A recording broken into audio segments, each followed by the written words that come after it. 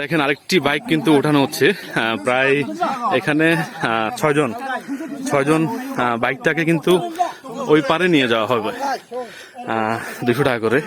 তাও কিন্তু আমি মনে করি অনেকটাই কম, কারণ আমাদের এই সুন্দর সড়ক রামগড় টু তানিক্যাপাড়া সড়কটির এই অবস্থা হবে আমরা কিন্তু কখনো কল্পনা করিনি।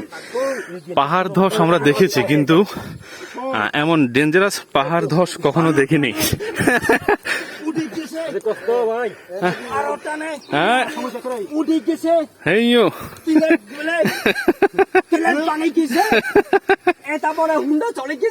এই তো ঠিক আছে, এই তো কি সুন্দর। দেখেন সীমান্ত সড়কের অবস্থা, আমাদের রামগড় সীমান্ত সড়ক পাহাড় ধসে পুরো রাস্তা ব্লক। ওনারা বাইক পার করতেছে একটা 200 টাকা করে।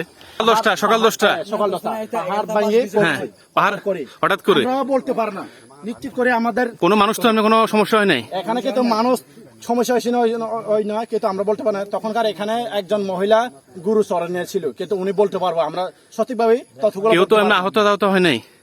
তো যাই হোক, এখানে এই রাস্তা আপাতত তো কেউ আসা ঠিক হবে না রামগড় থেকে, এটা ক্লিয়ার হওয়া ছাড়া তো আসা ঠিক হবে না।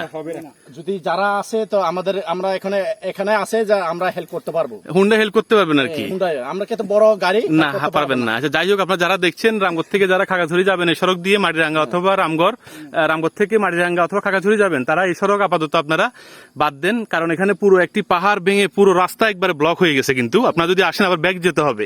মোটরসাইকেল কিছু ইনস্ট্যান্ট আসছে, দাদারা অনেক কষ্ট করে হেল্প করে সেই মোটরসাইকেল গুলো 4-5 জন ধরে কিন্তু পার করে দিচ্ছে। এছাড়া বড় গাড়ি যদি আসে তাহলে কিন্তু আপনার ব্যাক যেতে হবে। কিন্তু দেখছেন যে আমরা যে কত হেল্প করি, কেউ বলতে পারেন যে আমরা হেল্প করি না। না হেল্প করছে দাদারা, অবশ্যই সমর্থন আছে। 1000 টাকা দিলেও তো এটা কেউ পার করে দিবে না।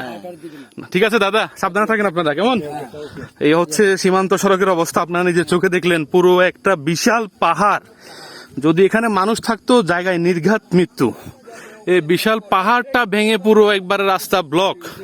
আপনারা কেউ কিন্তু সীমান্ত সড়কে আপাতত আসবেন না গাড়ি নিয়ে, আপনারা পার হইতে পারবেন না। এখানে একটি বাইক এখনো 4-5 জন ধরে তারা নামাচ্ছে, প্রায় আধা ঘন্টা লাগতেছে। আপনারা কেউ বাইক নিয়েও আসবেন না, বড় গাড়ি নিয়েও আসবেন না। আপাতত আমার মনে হয় প্রায় 15-20 দিন লাগবে রাস্তা সংস্কার করতে। আপনারা সঠিক কোনো তথ্য না জেনে আসবেন না, যদি এই রাস্তা সংস্কার করা হয় তখন আসবেন।